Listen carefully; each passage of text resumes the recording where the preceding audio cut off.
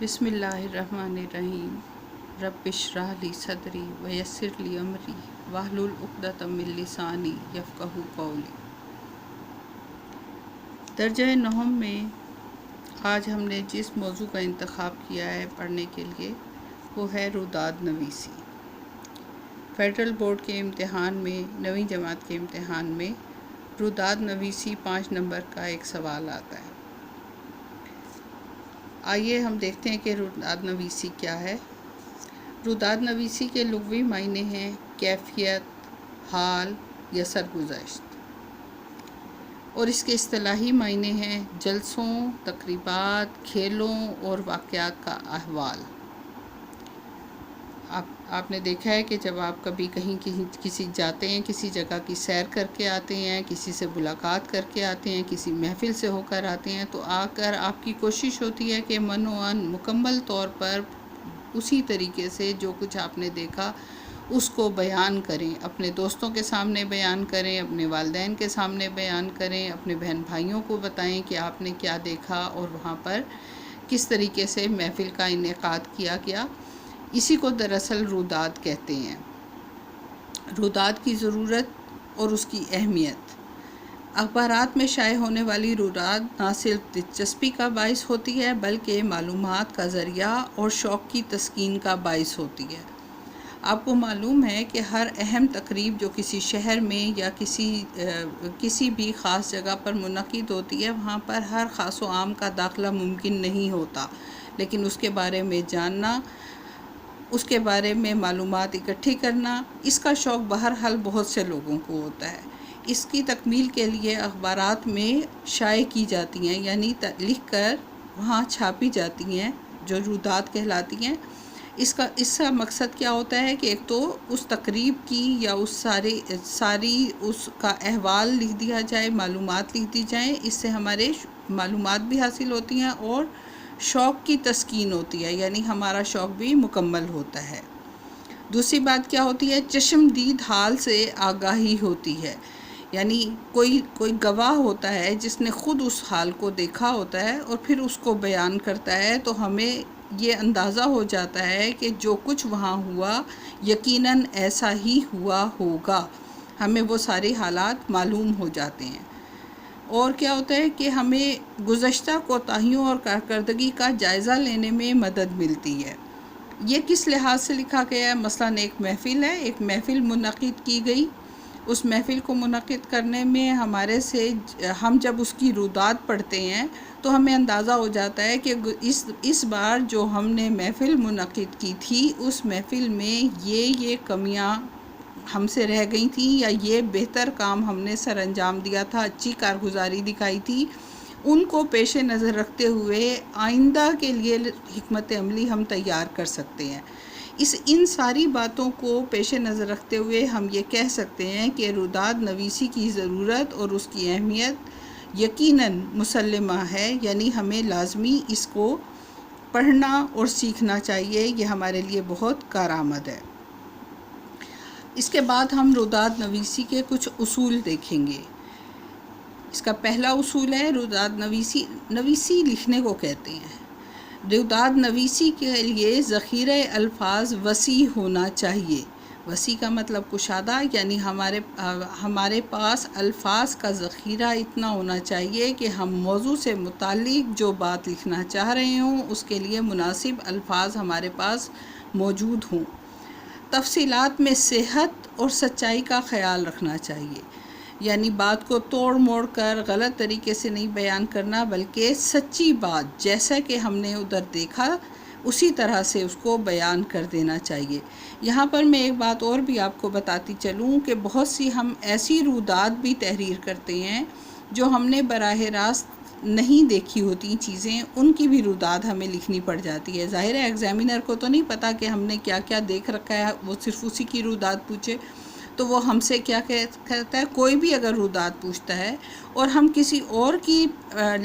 بتائی ہوئی بات کو بھی تحریر کرتے ہیں تو انداز بالکل یہی ہوگا جیسے کہ ہم نے خود دیکھا ہے اپنی آنکھوں سے۔ واقعات کی ترتیب کو ملحوظ رکھنا ضروری ہے، یہاں پر بالکل ایسے ہی ہے جیسے فرض کریں کہ ایک تقریب کا آغاز ہوتا ہے، تو آپ کو پتہ ہے کہ اللہ تعالیٰ کے پاک نام سے، پھر اس کے بعد رسول پاک صلی اللہ علیہ وآلہ وسلم کے لیے نعت مبارک کا ہدیہ پیش کیا جاتا ہے، پھر ہم دعا کے بعد ہم اپنی تقریب کا آغاز کرتے ہیں، پھر جیسے جیسے مہمان آتے ہیں ان کا ذکر کرنا، اور ان سب چیزوں کو ہم ترتیب کے ساتھ، اور پھر ایک ایک بات کو اس چیز کا خیال رکھتے ہوئے کہ بے ترتیبی نہ ہو، پھر ہم لکھتے ہیں۔ یعنی ایسا نہیں ہو سکتا انعامات کی تقسیم پہلے ہو گئی اور آغاز کا ذکر ہم بعد میں کر رہے ہوں کہ کیسے تقریب کا آغاز ہوا تھا، بلکہ تقریب کا یقیناً ہمیں ہر لمحے احساس رکھنا چاہیے۔ سنسنی اور دلچسپی کی خاطر کسی کی طرف غلط بات منسوب نہیں کرنی چاہیے۔ منسوب کرنا یعنی اس سے نسبت جوڑنا کہ یہ غلط بات اس نے کہی ہے، اس سے گریز کرنا چاہیے، یعنی صرف اس لیے کہ لوگ ہماری بات کو دلچسپی سے پڑھیں گے، یا ایک چلو سسپینس پیدا کرتے ہیں، یا ایک لوگوں کے اندر ایک ہیجان پیدا کرنے کے لیے، ان کی توجہ حاصل کرنے کے لیے غلط بات کسی کی طرف نہیں کہنی چاہیے کہ اس نے تو یہ کہہ دیا۔ مثلاً کسی بھی فرد سے متعلق آپ کوئی بھی افواہ نہ پھیلائیں، اس میں کوئی جھوٹ یا غلط بیانی شامل نہ کریں۔ متانت اور سنجیدگی ضروری ہے۔ متانت کا مطلب ہوتا ہے تدبر کے ساتھ کام کریں، عزت کے ساتھ کام کریں، اور سنجیدگی ضروری ہے۔ یعنی یہ نہیں ہے کہ آپ اس بات کو تفریحاً لکھ رہے ہیں، اگر آپ کسی تقریب میں گئے ہیں تو آپ اس کو تفریحاً نہیں لکھ رہے، بلکہ ذمہ داری کے ساتھ اور سنجیدہ رویے کے ساتھ آپ نے اس کو تحریر کرنا ہے۔ پیش آنے والے ناخوشگوار واقعات کو بیان محتاط انداز اور شائستگی سے کرنا چاہیے۔ دیکھیں، جب ہم کوئی بھی تقریب منعقد کرتے ہیں تو یہ ضروری نہیں ہوتا کہ اس میں سب کچھ بہت اچھا ہی ہو جائے، کبھی نہ کوئی بد احتیاطی بھی ہو جاتی ہے، کوئی بد نظمی کا شکار بھی ہو جاتی ہے تقریب، تو اس کا جب بیان کیا جاتا ہے تو اس چیز کو ملحوظ رکھنا چاہیے کہ تمسخر اڑانے کے انداز میں، اس کا مذاق اڑانے کے انداز میں، یا اس کی بد احتیاطیوں اور اس کو پبلش کرنے، دنیا تک پہنچانے کے لیے زیادہ بڑھا چڑھا کے بیان کرنے سے ہمیں گریز کرنا چاہیے۔ ذکر ضرور کریں، لیکن بہت مناسب انداز سے اس کا ذکر کریں کہ شائستگی کا دامن نہ چھوٹے۔ شائستگی کہتے ہیں اچھے اخلاق کے ساتھ۔ روداد کا بیان حقیقت اور صداقت پر مبنی ہونے کے ساتھ ساتھ احساسات سے پاک اور بے لاگ ہونا چاہیے۔ دیکھیں، اس پوائنٹ کا مطلب یہ ہے کہ جب آپ کوئی روداد کا بیان کرتے ہیں، یعنی آپ جب کچھ دیکھتے ہیں اور اس کو بیان کر رہے ہیں، تو اس میں ایک تو یہ کہ سچائی کا بیان کریں، حقیقت میں جو واقعات پیش آئے ہیں صرف ان کا بیان کریں، فرضی بیانات کو شامل نہ کریں، فرضی کہانی کو شامل نہ کریں، اور صداقت سچی ہونی چاہیے۔ اور اس کے ساتھ ساتھ کیا ہونا چاہیے کہ ذاتی احساسات سے پاک اور بے لاگ ہونا چاہیے۔ یعنی ایسا نہیں ہے کہ ذاتی طور پر آپ کو پسند نہیں آئی تو آپ نے وہ لکھ دیا، اصل میں آپ نے حاضرین کے جو خیالات اور تاثرات ہوتے ہیں ان کو بتانا ہوتا ہے، یا جو کچھ وقوع پذیر ہوتا ہے وہ بتانا ہوتا ہے۔ یہ نہیں کہ آپ کو یہ چیز پسند نہیں ہے لہٰذا آپ نے اپنے احساسات کا بتا دیا۔ بے لاگ، یعنی بے لاگ کا مطلب ہوتا ہے کہ غیر جانبدار ہو کر بتانا چاہیے۔ ایسے نہیں کہ آپ نے تقریب کے مختلف حصوں کا احوال، جو حصہ آپ کو پسند آ رہا تھا یا جس حصے میں آپ کے پسندیدہ لوگ شامل تھے آپ نے اس کی تعریف لکھ دی، اور جس حصے میں آپ کے پسندیدہ لوگ شامل نہیں تھے ان کی آپ نے تعریف کے بجائے تضحیک لکھ دی۔ تو ایسا نہیں کرنا، بلکہ ہم نے بے لاگ ہو کر، یعنی غیر جانبدار ہو کر وہ لکھنا ہوتا ہے۔ پھر اس کے بعد اگلا پوائنٹ ہے، روداد کے ابتدائی پیراگراف میں جلسے، تقریب، حادثے یا واقعے کی نوعیت، تاریخ اور مقام کا ذکر ضروری ہے۔ یعنی آغاز کرتے ہوئے یہ بہت ضروری ہے کہ پہلے ہی پیراگراف میں یہ بتا دیں کہ یہ تقریب کیا ہے، کس نوعیت کی ہے، کہاں پر یہ تقریب منعقد ہو رہی ہے، اور اس مقام کا ذکر کرنا بھی بہت ضروری ہے جس کی آپ روداد بیان کر رہے ہیں، جہاں کا یہ واقعہ یا یہ تقریب ہے منعقد جہاں ہوئی ہے۔ اس کے ساتھ ساتھ حاضرین کی تعداد اور منظر جیسی معلومات دی جاتی ہیں۔ یعنی کیا ہوتا ہے کہ اس میں آپ ساتھ ساتھ یہ بھی بتاتے ہیں کہ حاضرین کتنے موجود تھے اور وہاں پہ کیسا منظر تھا، یعنی آپ نے کیا کچھ وہاں پر دیکھا، کیا حالات دیکھے، اس کا ذکر بھی آپ پہلے پیراگراف میں کر سکتے ہیں۔ تقریب کی صورت میں نہ صرف ابتدائی کارروائی مثلاً تلاوت اور نعت وغیرہ کا ذکر، بلکہ تمام واقعات اہم جزیات کے ساتھ ذکر کرنا ضروری ہے۔ یعنی جتنے بھی، یہ میں آپ کو پہلے بھی پوائنٹ بتا چکی ہوں، یہ تقریب کی صورت میں ہے۔ اگر آپ کسی سفر کی رویداد دیکھتے ہیں، کسی مطالعاتی دورے کی رویداد لکھتے ہیں، تو اس میں آپ اس کے بجائے آپ یہ بتائیں گے کہ جانے سے پہلے آپ کو کیا کیا ہدایات پیش کی گئیں، آپ نے کیا کیا تیاریاں کیں، آپ اس کا ذکر کریں گے۔ تاریخ اور جگہ کا تعین کے بعد پھر آپ اس چیز کا ذکر کریں گے۔ پھر ہے رویداد نویسی کو تنقید اور تعریف سے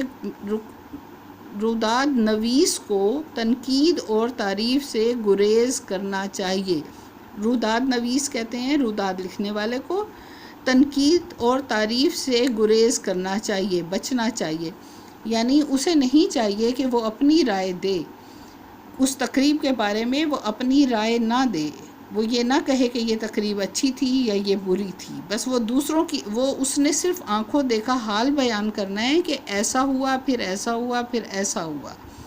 حاضرین کے تاثرات اور خیالات کا تذکرہ ضروری ہے۔ یعنی جو کوئی وہاں موجود تھے، جو اس محفل میں موجود تھے، یا جن لوگوں نے مثلاً اگر ہم دیکھیں کہ اگر اس واقعے میں کوئی موجود تھے، اگر ہم کسی ادارے کی سیر کو گئے ہیں تو ادارے میں وہاں پہ جو لوگ موجود تھے یا جو سیر کر رہے تھے، ان کے تاثرات اور خیالات کا ذکر کیا جا سکتا ہے کہ انہیں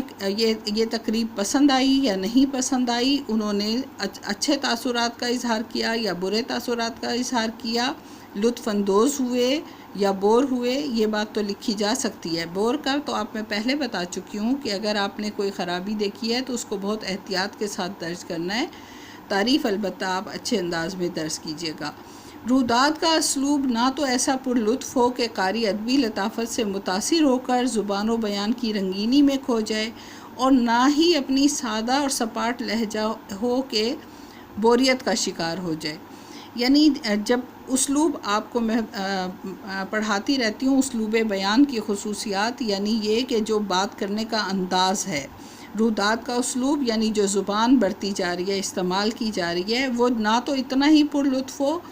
کہ اتنی ادبی تحریر ہو کہ لوگ سمجھیں کہ یہ ہم ایک کہانی پڑھ رہے ہیں یا ایک ادبی دنیا میں پہنچ گئے ہیں، اور وہ زبان سے تو لطف اندوز ہونے لگ جائیں، اسے کہانی کے طور پہ پڑھیں، لیکن انہیں یہ پتہ نہ چلے کہ یہ تو رویداد تھی، یہ تو اصل واقعہ بیان کیا جا رہا ہے۔ اور نہ ہی اتنی سادہ اور سپاٹ ہو کہ بوریت کا شکار ہو، یعنی اتنی سادہ انداز میں بھی نہیں کرنی چاہیے کہ بالکل ہی بوریت کا شکار ہو جائیں۔ اس کے بعد اگلا پوائنٹ جو ہم پڑھیں گے وہ ہے رویداد نویسی کے لیے چند اہم موضوعات۔ عام طور پر نہم کلاس میں ہمارے پاس جو موضوعات رویداد کے لیے سامنے آتے ہیں اور اکثر امتحانات میں بھی جو پوچھے جاتے ہیں، ان میں سے چند ایک موضوعات میں آپ کو بتا رہی ہوں، آپ نے ان میں سے موضوعات کا انتخاب کر کے اور رویداد نویسی کرنی ہے۔ جلسہ تقسیم انعامات، یہاں پہ آپ سالانہ جلسہ تقسیم انعامات بھی کر سکتے ہیں، اور یا اسکول میں جلسہ تقسیم انعامات بھی کر سکتے ہیں، یا کھیلوں میں بھی، کھیلوں کے لیے بھی کہہ سکتے ہیں کہ اس میں جلسہ تقسیم انعامات ہے۔ یعنی مختلف قسم کے انعامات کا جو جلسہ ہوتا ہے، یعنی پرائز ڈسٹریبیوشن سیریمنی، اس کا ذکر ہے۔ پھر ہے ایک بم دھماکے کی رویداد،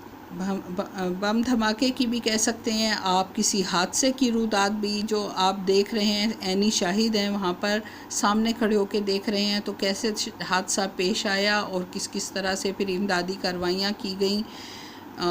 ان سب چیزوں کا ذکر کیا جا سکتا ہے۔ پھر ہے تفریحی سفر کی رویداد، یعنی جو آپ کا ٹرپ جاتا ہے یا آپ ذاتی طور پر کہیں پر سفر کر کے آتے ہیں، تو رستے میں سفر کا آغاز ہے، پھر رستے میں کس طرح سے آپ نے کیا کیا دیکھا اور سفر آپ کا کیسا رہا، پھر وہاں پہنچ کر آپ نے کیا مسرت محسوس کی، اور واپسی پر آپ کے کیا تاثرات تھے۔ پھر ہے مطالعاتی دورے کی روداد۔ مطالعاتی دورہ اسٹڈی ٹرپ کو کہتے ہیں، یعنی آپ جیسے اسکول کی طرف سے جب جاتے ہیں جس کو آپ بڑا انجوائے کر کے آ جاتے ہیں، اور کبھی بھی آپ نے آ کر یہ مضمون نہیں لکھا یا روداد نہیں لکھی آپ نے کہ آپ نے وہاں پر کیا دیکھا، کیسا پایا، آپ نے اسکول سے میں تیاریاں کس طرح سے کی تھی۔ سب سے پہلے یہ لکھا جاتا ہے کہ آپ نے اسکول میں کس طرح، کب، کون سے دن، کون سی تاریخ مقرر کی گئی، تیاریاں کیسے کی گئیں، بچے کیسے آئے، پھر کیسے وہ بسوں میں سوار ہوئے، بسوں میں سوار ہو کے اپنے سفر کی جانب جب وہ رخصت ہو رہے تھے تو پرنسپل صاحب نے ان کو چند ہدایات اور دعائیں دیں اور اس کے ساتھ رخصت کیا۔ آپ کے ساتھ کون کون گئے، اساتذہ گئے، پھر ادھر آپ نے کیا کیا دیکھا، کس طرح وقت گزارا، پھر کیسے آپ کی واپسی ہوئی، یہ ساری باتیں آپ مطالعاتی دورے میں لکھتے ہیں۔ پھر یہ آپ ضرور لکھتے ہیں وہاں پر آپ نے جو کچھ دیکھا تھا اور آپ کے لیے کیا یہ دورہ کس انداز سے فائدہ مند رہا، یہ سب کچھ لکھتے ہیں۔ پھر ہے نعتیہ مشاعرے کی روداد۔ اس میں نعتیہ مشاعرے میں آپ کو پتہ ہے کہ مشاعرہ جب عام طور پر ہم ربیع الاول کا ذکر کر دیتے ہیں اس میں کہ ربیع الاول کی کوئی تاریخ تھی، اور پھر ہم اس میں بتاتے ہیں کہ کس طرح سے نعتیہ مشاعرہ منعقد ہوا۔ آپ سب اس میں شرکت کرتے ہیں۔ آپ کو معلوم ہے کہ پہلے اللہ تعالیٰ کے پاک نام سے آغاز کیا جاتا ہے، پھر درود و سلام کی محفل ہوتی ہے، نعتیہ اشعار پڑھے جاتے ہیں، اور پھر آخر میں دعا کی جاتی ہے۔ پھر ہے نئے اسکول میں پہلے دن کی روداد۔ آپ والدین کے ٹرانسفر کی وجہ سے یا کسی وجہ سے آپ اپنا اسکول بدلنے پر مجبور ہو گئے، جب آپ نئے اسکول میں جاتے ہیں تو جانے سے پہلے آپ کے دل میں کیا کیا خدشات تھے اور کیا کیا نئے سوالات تھے، لیکن جب آپ وہاں گئے تو آپ کا پہلا دن کیسا گزرا، اس کی روداد یہ وہی ہے کہ امی میں وہاں گیا، وہاں ایسے بھی تھا، ایسے بھی تھا، ایسے بھی تھا، یار لڑکے تو ایسے تھے۔ یہ ساری کچھ روداد ہے، وہ ذرا ادبی زبان میں لکھیے گا۔ سماجی خدمت کے ادارے، یعنی جیسے ایدھی سینٹر وغیرہ ہے، اگر آپ کسی ایسے ادارے میں جاتے ہیں اور آپ وہاں جانے کے بعد، یہ بھی مطالعاتی دورہ ہی ہوتا ہے کہ جس میں آپ وہاں جانے کے بعد دیکھتے ہیں کہ یہ ادارے کس طریقے سے کام کر رہے ہیں اور کس طرح ملک کے مستحق افراد کی خدمت سر انجام دے رہے ہیں۔ پھر ہے تاریخی عمارت یا تاریخی مقام کی سیر، یہ بالکل مطالعاتی دورے کی طرح سے ہی آپ نے لکھنی ہوگی، اس کی روداد لکھنی ہے۔ ابھی میں آپ کو ابھی چند دن پہلے آپ نے ایک منشی پریم چند کا افسانہ پڑھا تھا پنچایت،